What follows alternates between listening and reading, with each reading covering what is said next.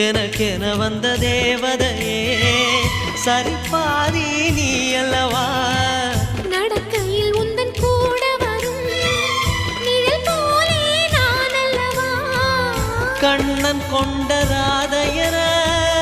ராமன் கொண்ட சீதையர மடி சேர்ந்த பூரதமே